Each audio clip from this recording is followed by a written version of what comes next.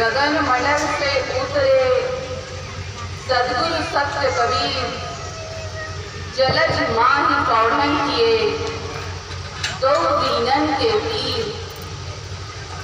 सद्गुरु दीन दयाल हैं देई मुक्ति का धाम, मनसा वाचा कर्मणा सुमिरो सद्गुरु नाम। अबन तेरी सब मिटे जन्म मरण की तीर, प्रेम प्रीत से सुमिर ले दादू नाम कबीर।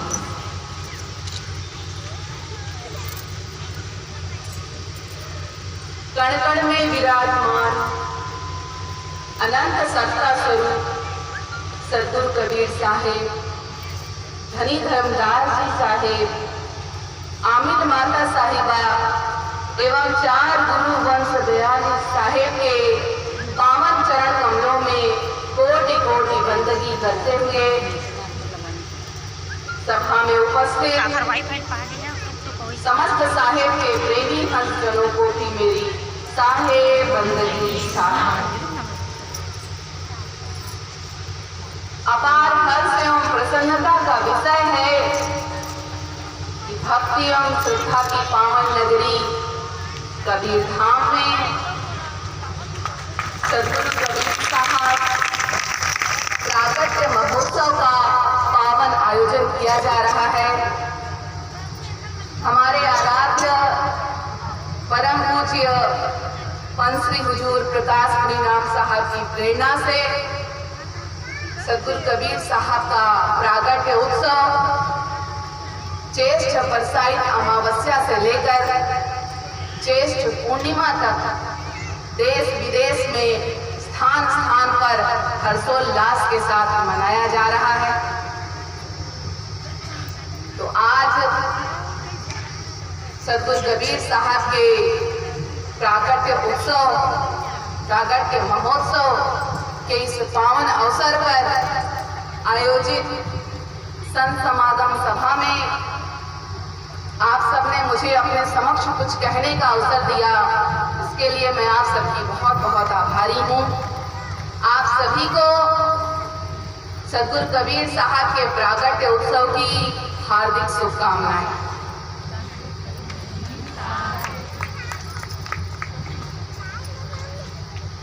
सद्गुरु कबीर साहब कौन है? किन्हें सद्गुरु कबीर साहब कहते हैं? जिनकी इस संसार में सभी संत एक मत में वंदना करते हैं। कोई कबीर साहब को महान संत कहता है, कोई क्रांतिकारी कवि कहता है, कोई संत मत का प्रवर्तक कहता है, कोई समाज सुधारक कहता है। तो सद्गुरु कबीर साहब कौन है? इस विषय में हमारे आराध्य पंच प्रकाश मुनीनाथ साहेब कहते हैं कि सच को बेबाकी से बयां करने का नाम कबीर साहब है। सद्गुरु कबीर साहब के समान सत्य को दो बिना किसी लाग लपेट के डंके की चोट पर खरा खरा कहने वाला इस संसार में दूसरा कोई नहीं हुआ। साचा शब्द कबीर का सुनकर लागे आग, अज्ञानी तो झलमरे ज्ञानी जाए जा। तो साच ही कहत हूँ और साच ही कहत हूँ सद्गुरु कबीर साहब का सीधा सच्चा सरल स्पष्ट मार्ग, विश्वव्यापी परम चेतना शक्ति का नाम सद्गुरु कबीर साहब। आज की सदी के विचारक ओशो सद्गुरु कबीर साहब के बारे में कहते हैं कि वे इतने अद्भुत संत हैं जिनके सामने सभी फीके पड़ जाते हैं। इस पूरी मानव जाति के इतिहास में कबीर साहब के सूत्रों का कोई मुकाबला नहीं। ऐसे सरल साफ स्पष्ट वचन आज तक इस धरती पर कभी बोले ही नहीं गए। कबीर साहब के एक एक वचन हजारों शास्त्रों का सार है। तो इस संसार का नियम है कि सत्य के सामने असत्य, न्याय के सामने अन्याय और प्रकाश के सामने अंधकार कभी टिक नहीं पाता है, छोटा पड़ ही जाता है। तो सत्य स्वरूपी सद्गुरु कबीर साहब के सामने जो भी आया टिक नहीं पाया, छोटा पड़ ही गया। क्यों? क्योंकि सद्गुरु कबीर साहब सत्य स्वरूपी हैं और सत्य से बड़ी शक्ति इस संसार में और कोई नहीं। जब हम सद्गुरु कबीर साहब के सत्य वचनों को पढ़ते हैं, सुनते हैं, तो सद्गुरु कबीर साहब के वाणी वचनों के विषय में कुछ प्रमुख बातें हैं। सद्गुरु कबीर साहब भाषा के जबरदस्त डिक्टेटर हैं। जो कहना है उसे सीधे सीधे कह देते हैं और जो नहीं कहते बना उसे ददेरा देकर कह देते हैं, धक्का देकर कह देते हैं। सद्गुरु कबीर साहब चंद आक्रामक उक्तियों के प्रवक्ता नहीं हैं। उन्होंने सत्य वचन किसी मठ मंदिर में, किसी एकांत में, सुरक्षा घेरे में बैठकर नहीं कहा, वरन लोगों के बीच बीच बाजार में खड़े होकर उनके भले के लिए सत्य वचन कहा। कबीर खड़े बाजार में मांगे सबकी खैर, ना काहू से दोस्ती ना काहू से बैर। तो बिना किसी भेदभाव के, बिना किसी पक्षपात के लोगों के बीच बीच बाजार में खड़े होकर उनके भले के लिए, उनके हित के लिए सत्य वचन कहना सद्गुरु कबीर साहब की पारदर्शिता, स्पष्टवादिता, सच्चाई, अच्छाई का सूचक है। देखिए, सद्गुरु कबीर साहब के वचन कोई सिद्धांत कथन नहीं है, कोई आत्मकथन नहीं है, कोई मनोरंजन का काव्य नहीं है, वरन सद्गुरु कबीर साहब के सत्य वचन आत्मदर्शन है, परमात्म दर्शन है। सद्गुरु कबीर साहब ने इस संसार में सबको संबोधित करके कहा, इतना बड़ा संबोधन काव्य इस संसार में और कहीं नहीं मिलेगा। सद्गुरु कबीर साहब ने इस संसार में सबको संबोधित करके सबके भले हित के लिए कहा। साहेब कहते हैं, चेते पत्र वनस्पति, चेते पत्र वनस्पति और गंगा की रैन, पंडित बिचारा क्या करे, कबीर कही मुख में।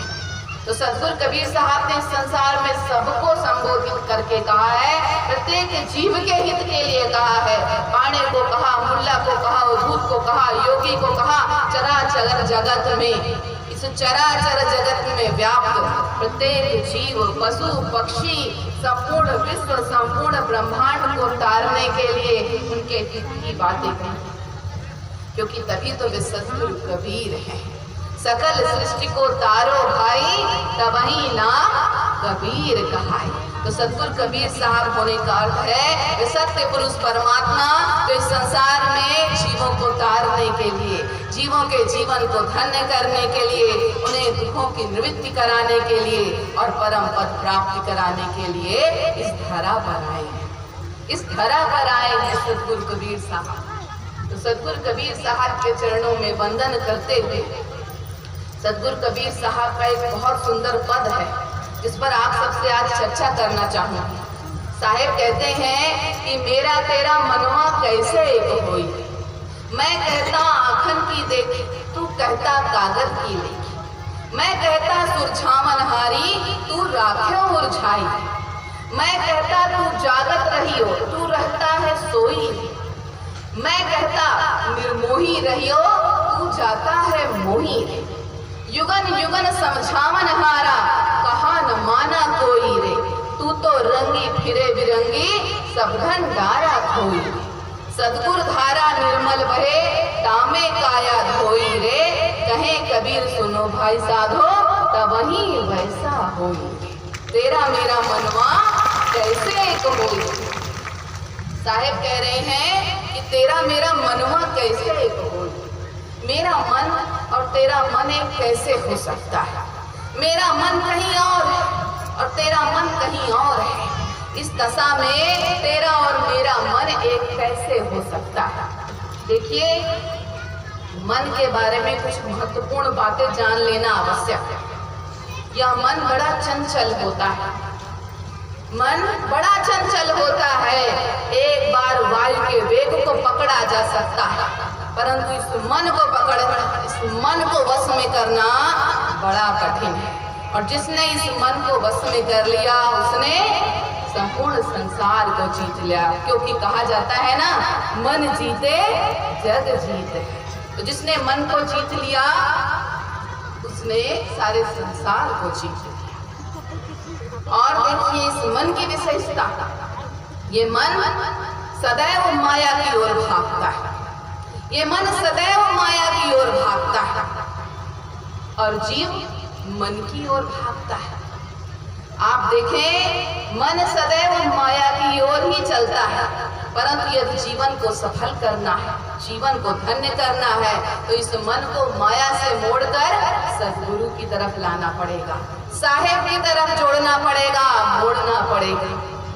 इस संसार में देखिए, सद्गुरु को, गुरु को तो सब मानते हैं, पर गुरु की कौन मानता है? सब तो इस मन की मानते हैं। गुरु की कौन मानता है? गुरु को मानते हैं, पर गुरु की कोई नहीं मानता, सब इस मन की मानते हैं। और ये मन माया की मानता है, ये मन सदैव माया की मानता है। तो इस मन को यदि माया से मोड़कर सद्गुरु से जोड़ देंगे तो हम सद्गुरु को भी मानेंगे और सद्गुरु की भी मानेंगे। तभी साहेब कहते हैं, मन मुरीद संसार है, गुरु मुरीद कोई साथ, जो माने गुरु वचन को ताका मता।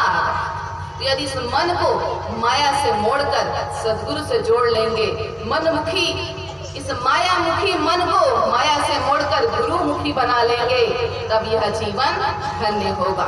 इस भव सागर से मानव का जीवन तरेगा और जीव परमात्मा से मिल जाएगा।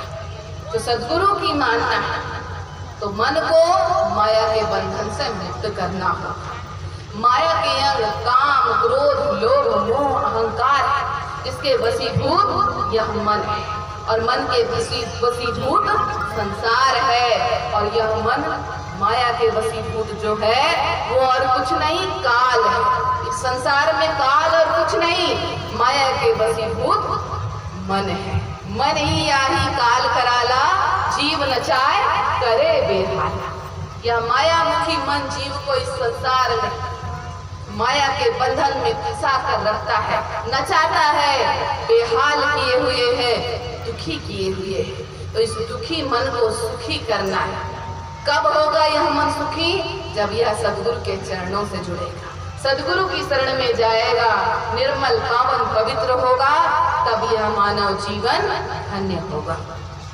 तो सद्गुरु कबीर साहब यहाँ पर मेरा तेरा मनवा कैसे होई रे कहकर जो मायामुखी जीव है, जो अज्ञानी जीव है, जो कोरे दार्शनिक विद्वान पंडित हैं, उनको संबोधित करके कह रहे हैं कि मेरा और तेरा मन एक नहीं हो सकता है। मेरा तेरा मन एक नहीं हो सकता है। क्यों? क्योंकि तेरा मन तो माया की तरफ भाग रहा है, माया की तरफ जुड़ा हुआ है, परंतु मेरा मन तो परमात्मा साहेब से जुड़ा हुआ है। तो तेरा और मेरा मन एक कैसे हो सकता है?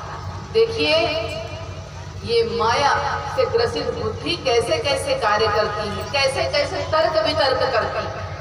माया से ग्रसित बुद्धि, माया से ग्रसित मन कैसा कैसा तर्क वितर्क करता है इस संसार। एक बार एक नास्तिक व्यक्ति था। वह नास्तिक व्यक्ति जिस भी संत साधु से मिलता है हमेशा उनका अपमान करता, अपमान करता। तो एक बार उसके शहर में एक बड़े विद्वान, एक बड़े ज्ञानी संत पधारे। एक ज्ञानी संत पधारे। जब उस नास्तिक व्यक्ति ने संत जी की चर्चा सुनी कि बहुत पहुंचे हुए संत हैं, बड़े ज्ञानी हैं, तो उन्हें नीचा दिखाने के उद्देश्य से, उनसे तर्क वितर्क करने के उद्देश्य से, उन्हें नीचा दिखाने के उद्देश्य से उनके पास पहुंच गया। वह नास्तिक व्यक्ति संत जी के पास पहुंचा और बोला, संत जी एक बात बताइए, अगर मैं खजूर खाऊं तो क्या यह धर्म की दृष्टि से गलत होगा? मुझे पाप लगेगा क्या? अगर मैं खजूर खाऊं तो क्या मुझे पाप लगेगा? संत जी ने कहा, खजूर खाने से क्यों पाप लगेगा?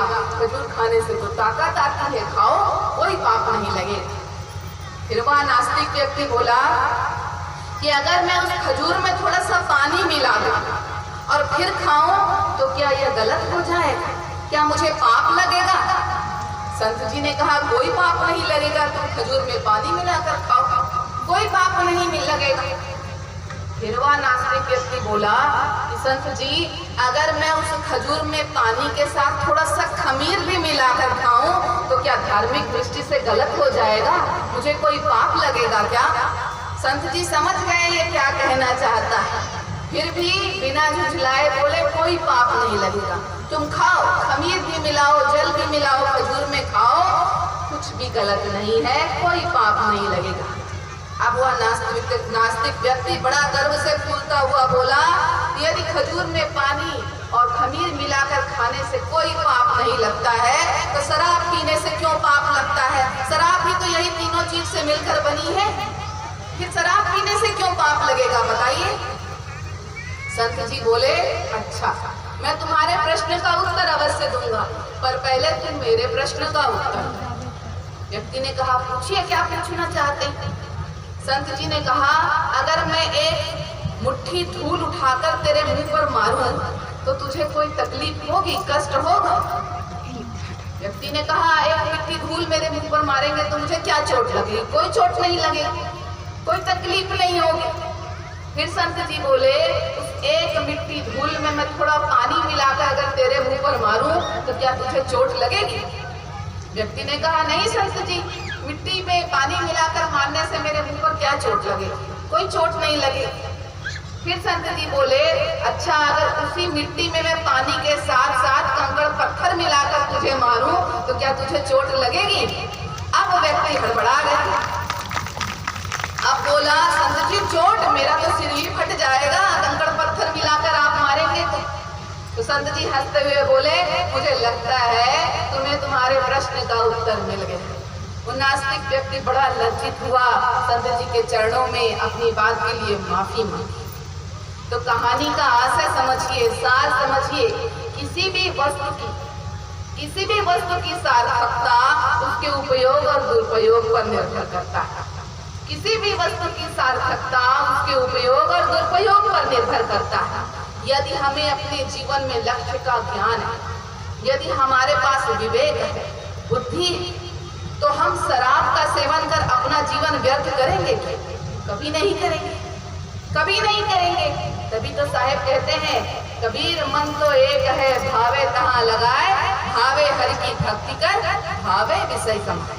तो हमारे पास ऐसे ही मन भी एक ही है, परमात्मा के पास पहुंचने का, परमात्मा से जुड़ने का माध्यम एक मन हमारे पास एक ही है। अब उसे हम चाहें तो सांसारिक विषयों से जोड़ करके इस भवसागर में फंसकर नरक की यातना भुगते, या सद्गुणों के मार्ग पर चलकर, सद्गुरु द्वारा बताए गए मार्ग पर चलकर परम पद को प्राप्त करें, अपने जीवन को धन्य बनाएं। तो इसीलिए साहेब कह रहे हैं कि मेरा तेरा मनवा कैसे एक होई। साहेब कहते हैं, मैं कहता आखन की देखी, तू कहता कागज की लेखी। ज्ञानी मन और अज्ञानी मन के बीच में अंतर बता रहे हैं सद्गुरु कबीर साहब, और कह रहे हैं, मैं कहता आँखन की देखी, तू कहता कागज की लेखी। मैं आंखों देखी बात कहता हूँ, जो मैंने अपनी आंखों से देखा, जिस सत्य का मैंने साक्षात्कार किया, जिस सत्य को मैंने पाया, अनुभव किया, जिया, मैं उस परम सत्य की बात कहता हूँ। और तुम दूसरों द्वारा जो लिख दिया गया, पढ़ा दिया गया, सुना दिया गया, उसी बात को कह रहे हो। उसमें तुम्हारा स्वयं का क्या है? तुमने स्वयं क्या पाया? दूसरों द्वारा लिखी लिखाई, पढ़ी पढ़ाई, सुनी सुनाई, कही कहाई बातें मुझसे न कहो, वह कहो जो तुमने खुद पाया, जो तुमने खुद अनुभव किया है, जो तुमने अपने जीवन में अर्जन किया है, उस अनुभव ज्ञान, उस सत्य की बात मुझसे कहो। जो किसी दूसरे ने कह दिया, सुना दिया, लिख दिया, वह बात मुझसे मत कहो, क्योंकि उसमें तुम्हारा खुद का अनुभव शून्य है, कुछ नहीं है। तो वह कहो जो तुमने पाया है। पर तुम तो कागज की लेखी कह रहे हो, तुम तो कागज की लेखी कह रहे हो, जिसमें तुम्हारा अपना कुछ नहीं है, इसमें तुम्हारा अर्जन शून्य है। कहना है तो जो पाया है, जो तुमने अर्जन किया है, वह देखिए, आंखों देखी बात और कानों सुनी बात में बड़ा अंतर होता है। एक बार एक बड़े प्रसिद्ध संत थे बाबा फरीददास जी। बाबा फरीददास जी के पास एक व्यक्ति गया और प्रश्न किया कि फरीददास जी, बाबा जी ये बताइए कि सत्य और झूठ में क्या अंतर होता है। फरीददास जी ने कहा, सत्य और झूठ में 4 अंगुल का अंतर होता है। अब व्यक्ति आश्चर्य में पड़ गया, यह कैसा उत्तर हुआ, 4 अंगुल, ये क्या होता है। उसे समझ नहीं आया। उसने संत जी से कहा, संत जी ये 4 अंगुल क्या होता है। मैं आपसे पूछ रहा हूँ सच और झूठ में क्या अंतर है, और आप कह रहे हैं कि सच और झूठ में 4 अंगुल का अंतर है। ये 4 अंगुल क्या है। संत जी ने कहा, मैंने बिल्कुल सही कहा है। फरीददास जी ने कहा, मैंने बिल्कुल सही कहा है, सच और झूठ में 4 अंगुल का ही अंतर है। व्यक्ति ने कहा, कैसे।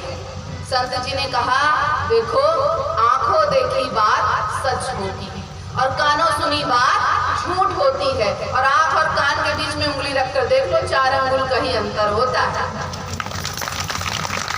तो आंखों देखी साथ सब, कानों सुनी तो झूठ। हम उसी बात पर विश्वास करते हैं जो हम अपनी आंखों से देखते हैं।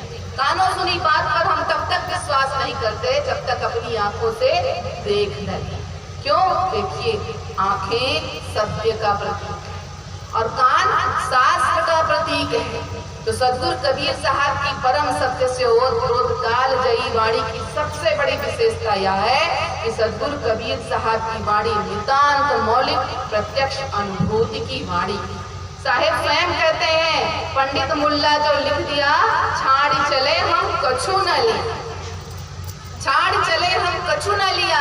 जो सद्गुरु कबीर साहब ने अपने जीवन रूपी प्रयोगशाला में अनुभव की आंच पर तपाया, जिस सत्य को, उस सत्य को लोगों से कहा, आंखों देखी सत्य का वर्णन। तो साहेब कह रहे हैं कि मैं कहता आंखन की देखी, तुम कहते कागज की लिखी। तो प्रश्न उठता है कि सद्गुरु कबीर साहब कागज की लिखी इस पोथी ज्ञान का विरोध क्यों कर रहे हैं। देखिए, सबसे पहली बात तो यह कि परमात्मा को 52 अक्षरों में बांधा नहीं जा सकता है। क्यों। क्योंकि ये 52 अक्षर नासमान है, जबकि परमात्मा अविनाशी है। तो किसी भी भाषा में परमात्मा के, साहेब के सभी गुणों का वर्णन नहीं किया जा सकता है। सद्गुरु की महिमा अवर्णनीय है, अकथनीय है। इस संसार में सब कुछ नष्ट हो जाएगा, सब कुछ बदल जाएगा, नहीं बदलेगा तो क्या, साहेब, साहेब का नाम। जैसा कि स्वयं कबीर साहब कहते हैं कि अखंड साहेब का नाम है और जगत सब खंड है, खंडित मेरु सुमेरु सब खंड खंड ब्रह्मांड। इस संसार में सब कुछ नष्ट हो जाएगा, बदल जाएगा, जो नहीं बदलेगा वह क्या है, साहेब का नाम। तो ये 52 अक्षर इस संसार में कोई भी भाषा सद्गुरु की महिमा का गुणगान कर ही नहीं सकती। दूसरा कारण भी देखिए, पुस्तकों में लिखी, पोथियों में लिखी बातें बहिर्मुखी होती हैं, जबकि जो परमात्मा होते हैं वो मन बुद्धि इंद्रियों से परे होते हैं। अब इस संसार की कोई वस्तु हो तो उसके बारे में ये पुस्तकें, ये पोथियां, ये ग्रंथ बताएं, परंतु परमात्मा तो इस संसार से पार है। ये पुस्तकें तो समय के साथ बदलती रहती हैं, तो वे उस शाश्वत अजर अमर अविनाशी परमात्मा के गुणों का वर्णन नहीं कर सकती हैं। तभी साहेब कह रहे हैं, क्या पढ़िए क्या सुनिए, क्या वेद पुराना पढ़िए, पढ़े सुने क्या होए, जो सहज न मिलिया। सभी संत एक मत से सहज मार्ग, अनुभव मार्ग पर जोर देते हैं कि खुद अनुभव करो, देखो, पाओ, जानो, तब कहो। देखिए, सद्गुरु कबीर साहब इस तोता रत्न पोथी ज्ञान का विरोध करते हैं और अनुभव ज्ञान को श्रेष्ठ बताते हैं। अनुभव ज्ञान को श्रेष्ठ बताते हैं इस पोथी ज्ञान से। अनेक प्रकार के उदाहरण से कबीर साहब जीवों को समझाते हैं। कैसे समझाते हैं, देखिए, साहेब कह रहे हैं, जस खर चंदन लादे भारा, निर्मल वास न जान गंवारा। जैसे गधे को देखा है, गधे की पीठ पर अगर चंदन की लकड़ियों का गट्ठर बांध कर लाद दिया जाए तो गधे को चंदन की सुगंध का कोई अनुभव नहीं है। तो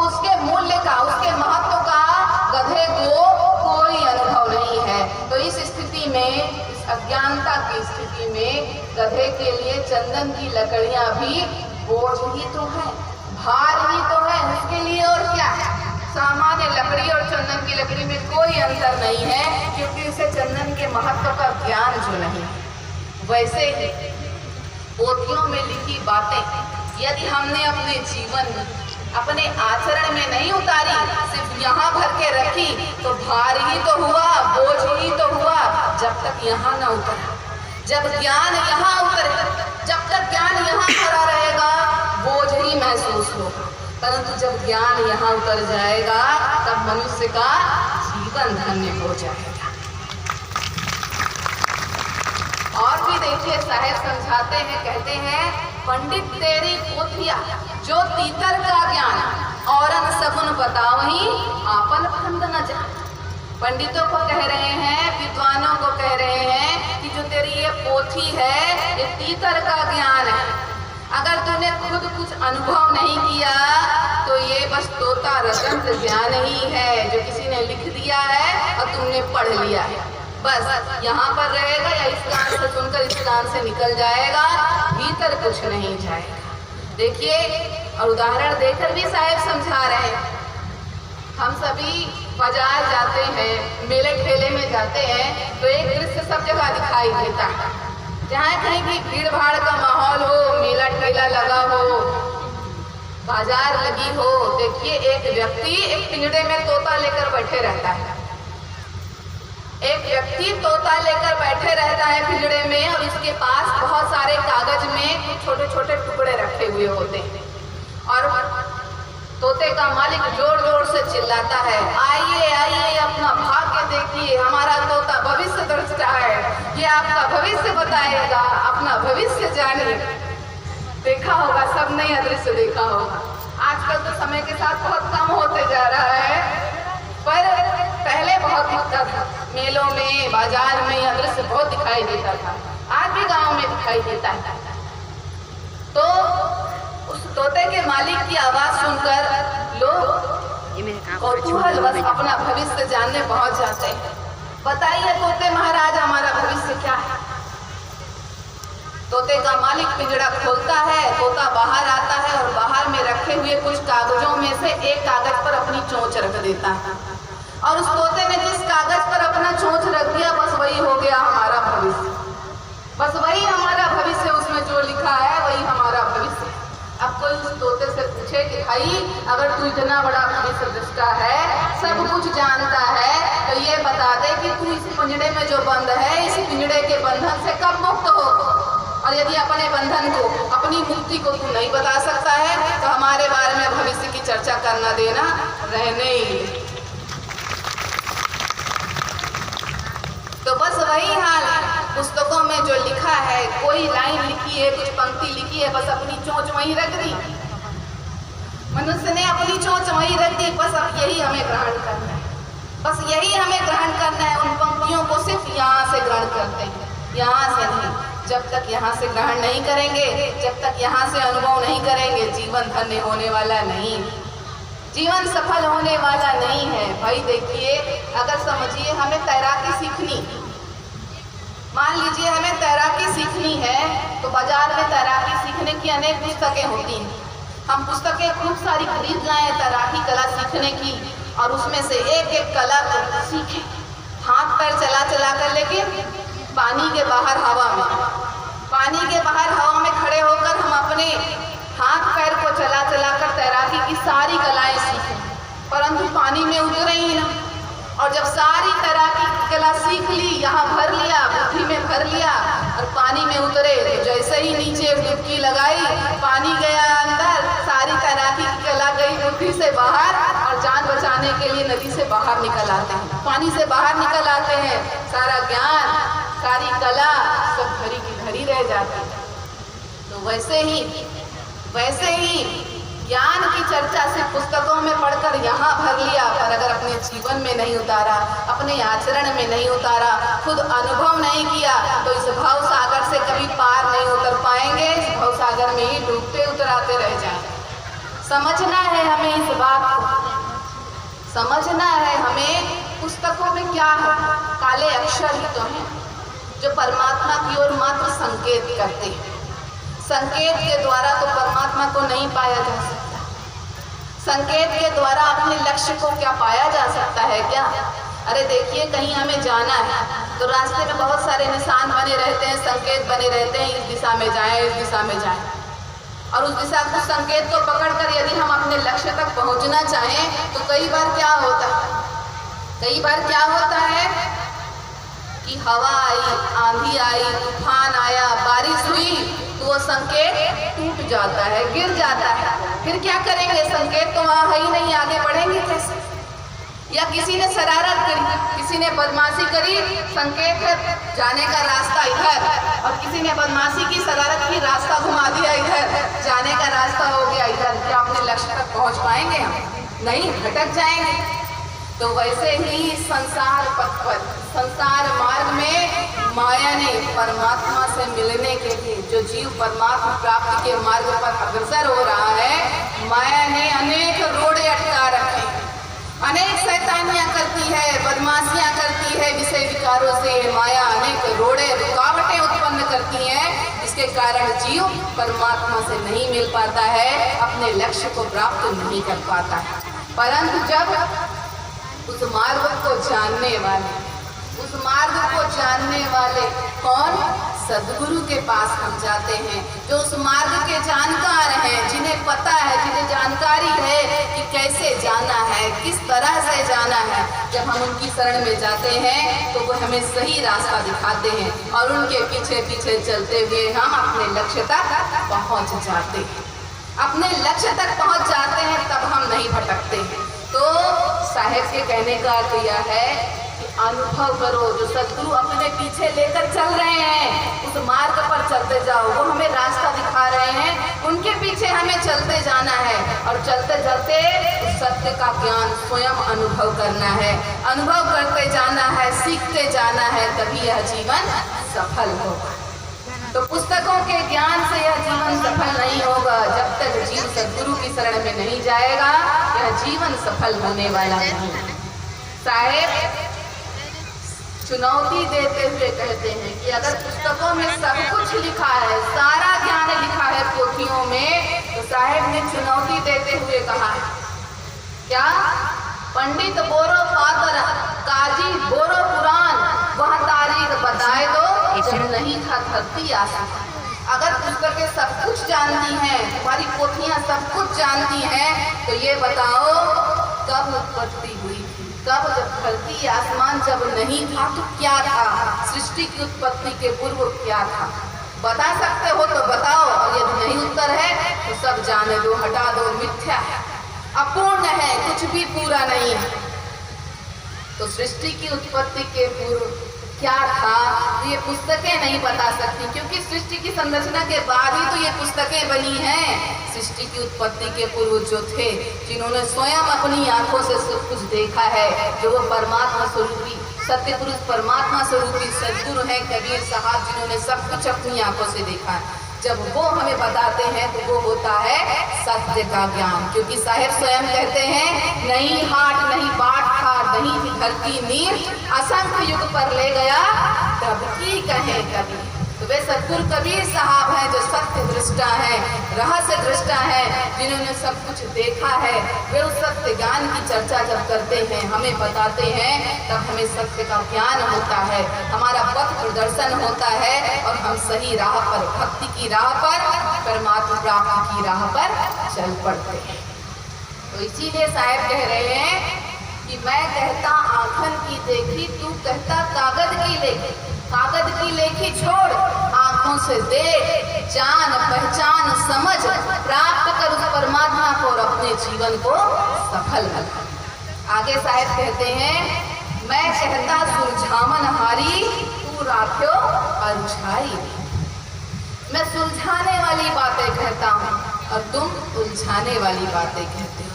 शब्दों को तोड़ मरोड़ कर तुरु शब्दों में व्याख्या करते हुए, जिसके कारण मनुष्य समझ नहीं पाता है, उलझ जाता है। देखिए इस संसार में नाना मत पंथ जगत में सब अपनी अपनी नाम है। इस संसार में अनेक मत मजहब धर्म संप्रदाय, जो सभी स्वयं को दूसरों से बड़ा बताते हैं।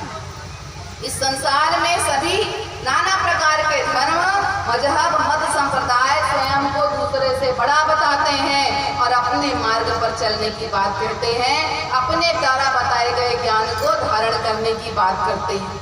अब इस संसार में इतने धर्म है, मनुष्य फंस जाता है,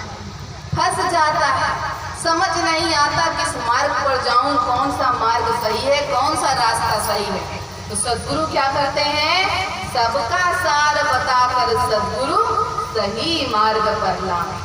नाना मत पंथ जगत में सब अपनी अपनी गावे, पर सबका सार बताकर सद्गुरु सही मार्ग पर लाए। सबका सार बताते हैं कि कहीं नहीं भटकना है, कहीं नहीं उलझना है, बस ये सत्य का मार्ग, सद्गुणों का मार्ग सही मार्ग है। इस मार्ग पर मेरे पीछे पीछे तू चल, तुझे परम तत्व की प्राप्ति अवश्य होगी, तेरा जीवन अवश्य सुलझ जाएगा, अवश्य धन्य होगा तेरा जीवन। तो सद्गुरु कबीर साहब उलझाने वाली नहीं, सुलझाने वाली बातें कहते हैं। साहेब ने इस संसार में बड़ी बड़ी पोथियां, पुस्तकें पढ़ने के लिए नहीं कहा, बड़े बड़े प्रवचन उपदेश सुनने के लिए नहीं कहा। साहेब ने कहा क्या कि सिर्फ 2.5 अक्षर प्रेम का पढ़ लो, तुम्हारा जीवन सफल हो जाएगा। पोथी पढ़ पढ़ जगमुआ पंडित भया न कोय, 2.5 अक्षर प्रेम का पढ़े सो पंडित हो। पोथियों को पढ़ते पढ़ते न जाने कितनों का जीवन समाप्त होते देखा, पर जीवन धन्य होते न देखा।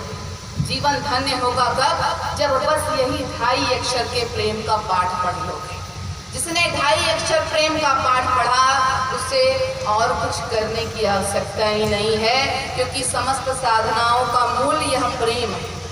देखिए साधना का मूल क्या होता है, साधना का मूल क्या होता है कि जीव को परमात्मा का दर्शन हो जाए, तब साधना पूरी हो गई।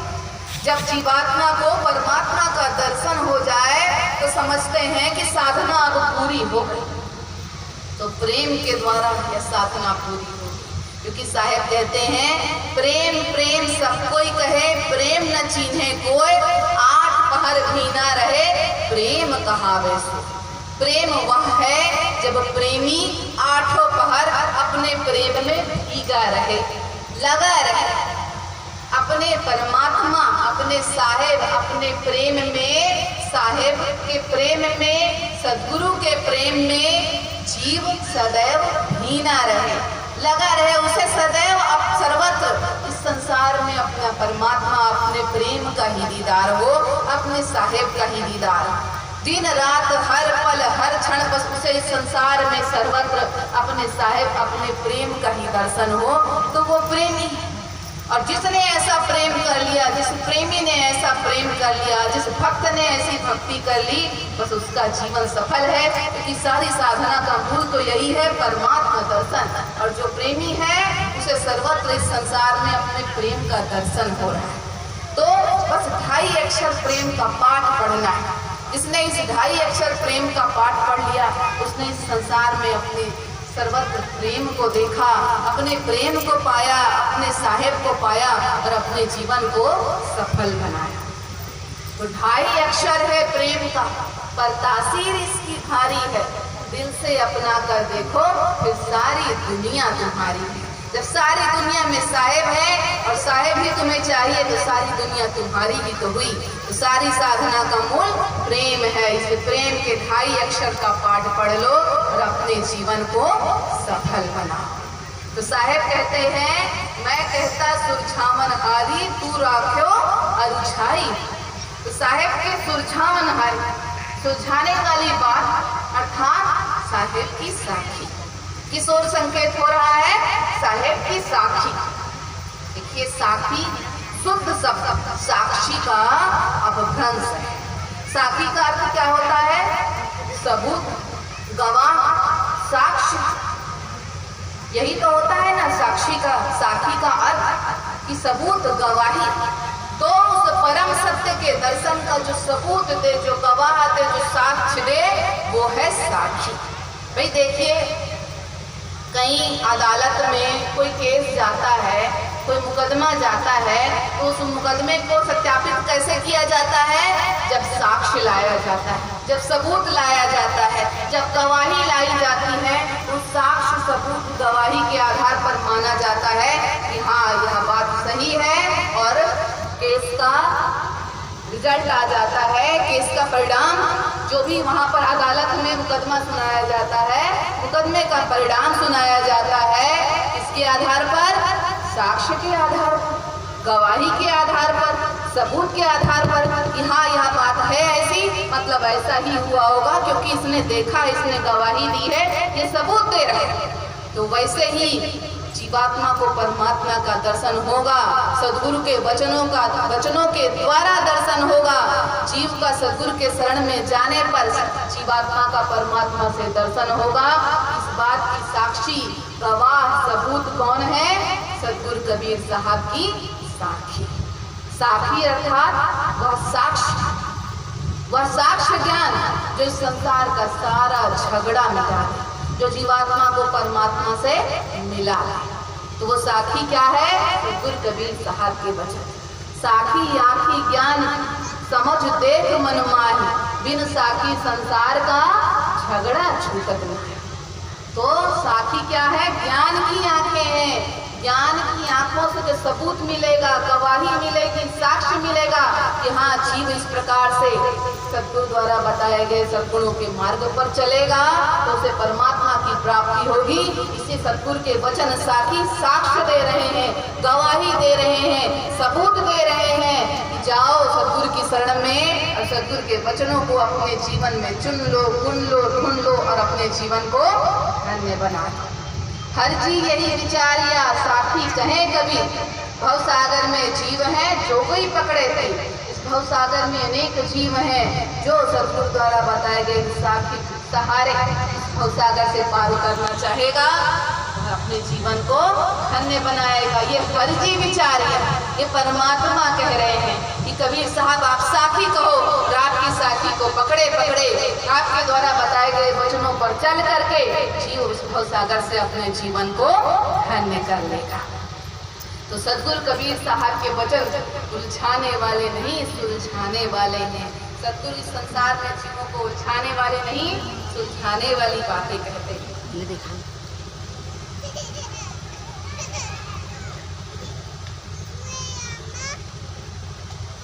आगे साहब कहते हैं, मैं कहता तू जागत रहियो, तू रहता है सोई।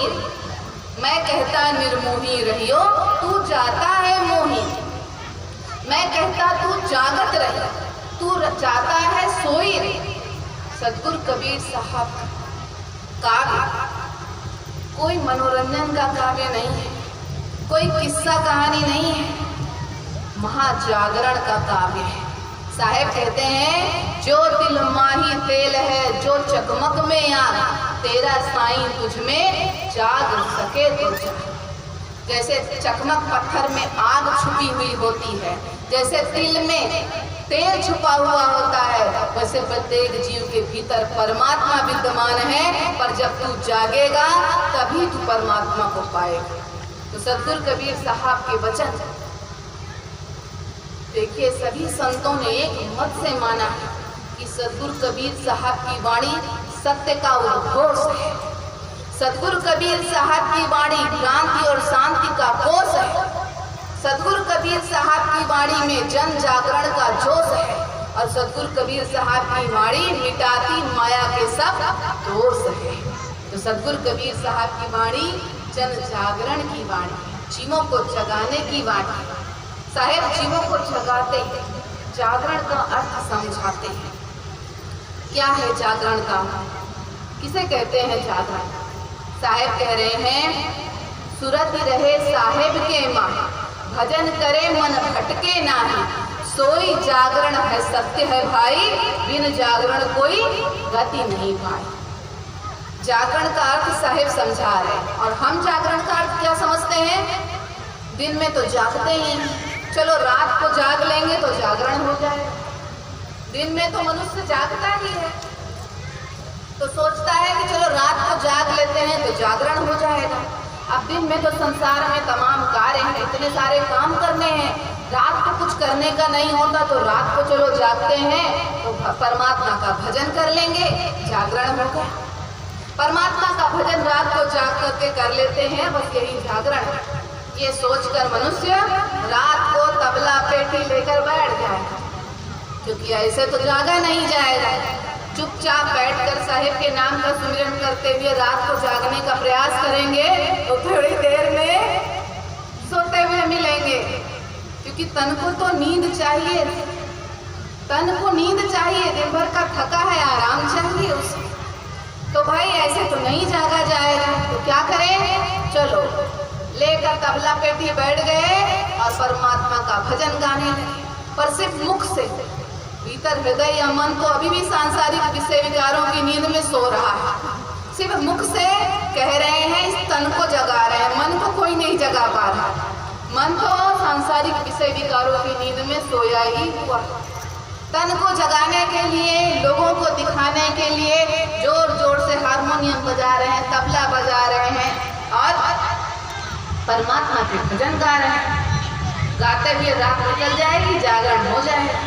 अब जो बैठे भजन गा रहे हैं, वाद्य यंत्र बजा रहे हैं, उनका जागरण तो हो रहा है तन का, और जो पीछे बैठे हैं, जिन्हें निमंत्रण देकर बुलाया है जागरण में आओ, रात्रि जागरण, आज जागरण है, जिन्हें आमंत्रित करके रखा है, वो कैसे जागे?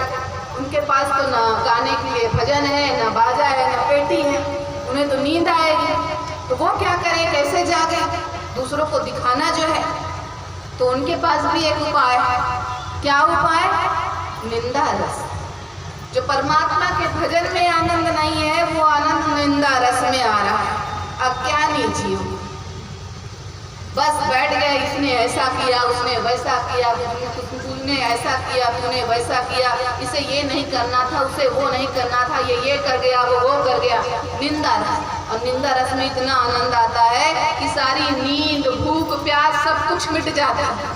कब रात से सुबह हो जाती है पता नहीं चलता। तो आगे वाले बैठकर तन को जगाने के लिए भजन गा रहे हैं और पीछे वाले इस तन को जगाने के लिए निंदा रस, निंदा कर रहे हैं दूसरे की। और बस हो गया जागरण, रात बीत गई, सुबह हो गई, जागरण हो गया। आज तो हमने जागरण किया, आज तो हमने जगराता किया, जागरण किया। कैसा जागरण? और एक दिन जागे हैं तो फिर उस तन की थकावट को दूर करने के लिए 3 दिन सोएंगे, 2 दिन 3 दिन सोएंगे, क्योंकि थकावट जो मिटानी है, तन को आराम भी चाहिए। तो ये कैसा जागरण? रात भर जाग कर अगर हम किसी की निंदा कर रहे हैं, किसी की बुराई कर रहे हैं, इस मन को नहीं जगा रहे हैं, इस मन को साहिब से नहीं जोड़ पा रहे हैं, फिर कैसा जागरण? जागरण का संबंध दिन और रात से नहीं होता है, दिन और रात से नहीं होता है, क्योंकि इस हृदय में, इस मन में अनंत जन्मों से अज्ञानता का अंधकार भरा हुआ है। यहाँ दिन में कुछ नहीं होता है, न यहाँ दिन होती है, न यहाँ रात होती है, बस यहाँ अज्ञानता का अंधकार भरा हुआ है, सब तरफ अंधेरा ही अंधेरा है। तो दिन और रात से जागरण का कोई संबंध नहीं होता है। जागरण का संबंध क्या है? जागरण का अर्थ क्या है? साहिब समझा रहे हैं, सूरज रहे साहिब के मन, भजन करे मन भटके ना, सोई जागरण सत्य है भाई, बिन जागरण कोई गति नहीं है। जागरण का अर्थ है मन, सुरती, अपने जीवन में अपनी सुरती अपने साहिब से लगा कर रखना, सुरती के तार अपने साहिब से जोड़कर रखना और प्रत्येक श्वास पर साहिब के नाम का भजन सुमिरन करना ही वास्तव में सच्चा जागरण है। अपनी सुरती को साहिब से जोड़कर रखना और प्रत्येक श्वास पर उन साहिब का नाम लेना ही सच्चा जागरण है। और ऐसा जागरण होगा कब होगा ऐसा जागरण? जब मनुष्य अपने जीवन में अपने उद्देश्य को समझेगा, अपने जीवन के लक्ष्य को समझेगा कि हमें यह मानव जीवन क्यों मिला है। जब मनुष्य अपने जीवन के लक्ष्य उद्देश्य को समझकर दृढ़ प्रतिज्ञ होकर लक्ष्य प्राप्ति के लिए आगे बढ़ चलेगा, तब जीवन में जागरण होगा। जब सद्गुरु राह दिखाएंगे, जब सद्गुरु मनुष्य को उसके लक्ष्य से मिलाएंगे, लक्ष्य का बोध कराएंगे कि 84 लाख योनियों में भटकने के बाद ये मानव जीवन मिला है, ये मानव जीवन इस शरीर शरीर के रक्षण पोषण के लिए नहीं मिला है, इस पेट को भरने के लिए तो नहीं मिला है। क्यों? क्योंकि अपने शरीर की रक्षा तो जीव जंतु भी कर लेते हैं, अपने पेट को तो जानवर भी पाल लेते हैं, फिर हाथी, घोड़ा, कुत्ता, बिल्ली, बंदर, चूहा, चींटी कुछ भी बना देते। मनुष्य बनाने की क्या आवश्यकता था? तो मनुष्य बनाया है, मन दिया है, बुद्धि दी है, विवेक दिया है, तो इस पेट को भरने मात्र के लिए तो नहीं दिया है, इस शरीर की रक्षा के लिए मात्र तो नहीं दिया है।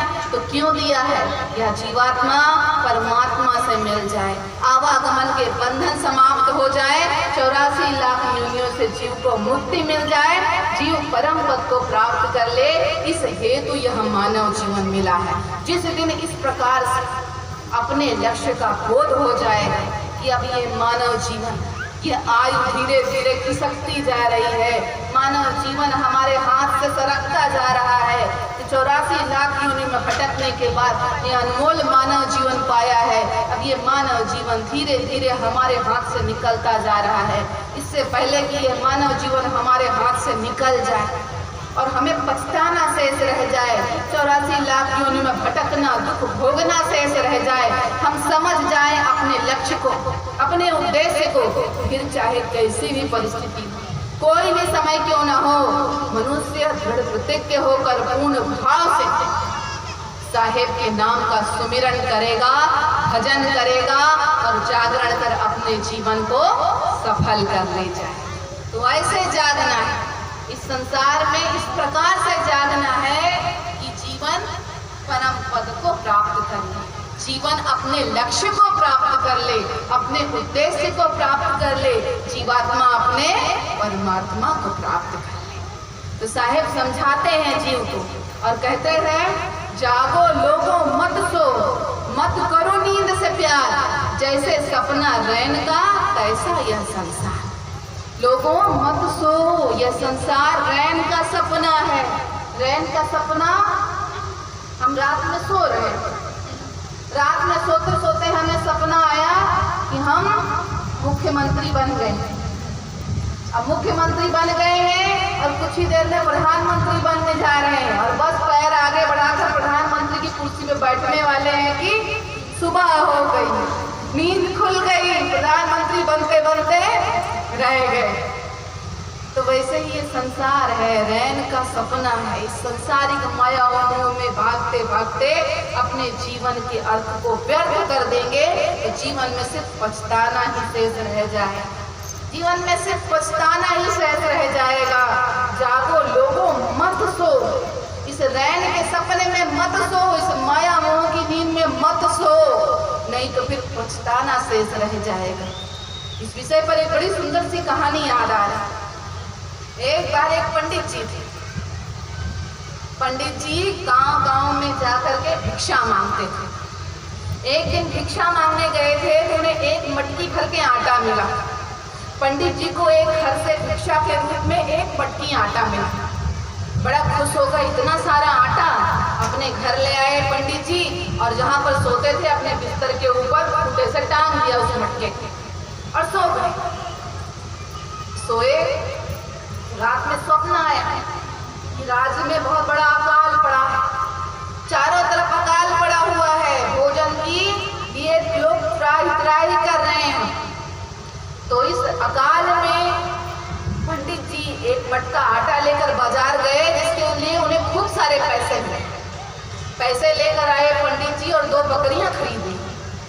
2 बकरियां खरीद ली और बकरी का दूध बेच कर बहुत सारे पैसे मिल गए। उससे उन्होंने 2 गाय खरीदी, गाय का दूध बेचा और पैसा आया और मुनाफा हुआ, लाभ हुआ। बहुत सारी गाय भैंसे खरीद ली, इतना धन हो गया कि कुछ ही दिन में राजा के महल के सामने बड़ा बंगला बनवा लिया, बड़ा बंगला बनवा लिया, राजा के समान महल बनवा लिया पंडित जी ने। राजा ने देखा तो पंडित जी से अपनी राजकुमारी की शादी कर दी, विवाह कर दिया। अब विवाह हुआ, राजकुमारी से पंडित जी को बच्चे हुए। बच्चे बड़े बदमाश, बड़े शरारती, खूब उधम करते थे, शरारतें करते थे। एक दिन बच्चों ने ऐसी शरारत की कि पंडित जी को गुस्सा आ गया और उन्हें पीटने के लिए पंडित जी ने जैसे हाथ उठाया तो पंडित जी तो देख रहे थे सपना, और तो पंडित जी को बच्चों की पिटाई तो नहीं हुई, उनका हाथ लगा मटके पर और मटका गया फूट और सारा आटा उनके ऊपर आ गया। और जैसे ही आटा उन ऊपर गिरा नींद खुल गई। नींद खुल गई तो देखे कहाँ महल, कहाँ राजकुमारी, कहाँ धन दौलत, वो जो एक मटकी आटा था वो भी चला गया, वो भी चला गया। तो वैसे ही ये संसार है, ये संसार है, इस संसार में सब कुछ नाशवान है, सब कुछ नाशवान है, एक दिन नष्ट हो जाएगा। इस संसार की माया के पीछे क्यों भागना है? भागते भागते इस संसार की माया के पीछे अपने अनमोल मानव जीवन को क्यों व्यर्थ करना है? यह अनमोल मानव जीवन अपने जीवन को, जीव को धन्य करने के लिए मिला है। और जीवन धन्य होगा कब? जब जीवात्मा परमात्मा से मिलेगी, आवागमन के बंधन कट जाएंगे। तो इस रैन के सपने में सो, इस रैन के सपने में खो, जागो, देखो, संसार के सत्य को देखो, परमात्मा को पाने के लिए प्रयासरत हो, पूर्ण भाव से प्रयासरत हो और परमात्मा को पाकर अपने जीवन को सफल बनाओ। देखिए, अज्ञानतावश जीवित संसारिक माया के आकर्षण में सो रहा है, माया मोह की नींद में सो रहा है। जीव को साहिब कह रहे हैं जागो। तो सोते हुए को कैसे जगाते हैं? सोते हुए को कैसे जगाते हैं? इस संसार में कोई सोया है तो उसे उसका नाम लेकर जगाते हैं ना। क्या कहते हैं? नीता उठो, मीता उठो, रोहन उठो, सोहन उठो। अपना नाम सुन करके जीव की चेतना वापस आती है और वो जाग जाता है। परंतु यह जागना इस शरीर का जागना हुआ, क्योंकि ये रोहन, सोहन, ये नीता, मीता इस शरीर का नाम है। प्रत्येक जीव का नाम क्या है? इस आत्मा का नाम क्या है? सत्य नाम। सत्य नाम शब्द प्रत्येक जीव का नाम है, जो हम सभी का मूल मंत्र है। हम सभी कबीरपंथी जन जो सत्य नाम शब्द का स्मरण करते हैं, ये सत्य नाम शब्द कोई साधारण शब्द नहीं है, ये उस परमात्मा का नाम है और इस जीवात्मा का नाम है। तो जब जीवात्मा अपने वास्तविक नाम को सुनती है तो जाग जाती है, परंतु परमात्मा से मिलाने वाले इस वास्तविक नाम, जीवात्मा के इस वास्तविक नाम से पुकारता कौन है? सद्गुरु।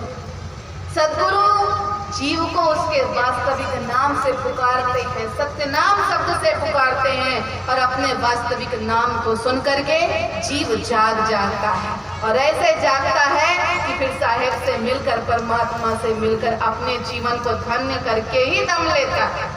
तो सद्गुरु की शरण में जाए बिना, सत्य नाम का सुमिरन किए बिना जीव जाग नहीं सकता।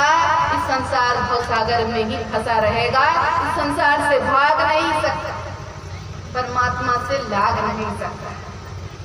तो परमात्मा को पाना है तो जागना है, और जागेंगे कैसे? सत्यनाम शब्द के द्वारा। साहिब जगा रहे हैं, जागो।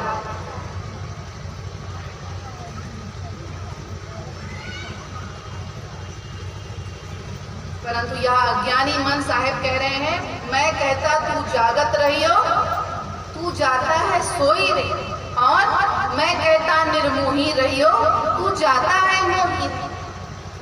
साहिब कह रहे हैं मोह के बंधन छोड़ो, और मनुष्य मोह के बंधन में ही फंसा हुआ है। देखिए, मोह आसक्ति व्यक्ति की सबसे बड़ी शत्रु है, व्यक्ति की सबसे बड़ी दुश्मन है। सांसारिक माया के मोह के बंधन में आसक्त जीव इस संसार में नित नए स्वप्न देख रहा है। अज्ञानी जीव सांसारिक माया के आकर्षण में बंधा हुआ मोहग्रस्त नित नए स्वप्न देख रहा है और परमात्मा से दूर हो गया है और इस भव सागर में फंसा हुआ दुख भोग रहा है। साहेब कहते हैं, मन पांचों के बस परा, मन के बस नहीं पांच, जित देखो तित दौ लगी, जित जाऊं तित आँच। इस संसार में ये मन पांचों के वशीभूत है और इन पांचों की ही आग सारे संसार में लगी हुई है, इससे सारे जीव जल रहे हैं कष्ट में। कौन से पांच? किन पांचों के वशीभूत है यह मन? देखिए, मनुष्य के भीतर 5 ज्ञानेंद्रियां होती हैं, आँख, नाक, कान, जिह्वा और त्वचा। इन पांचों ज्ञानेंद्रियों के 5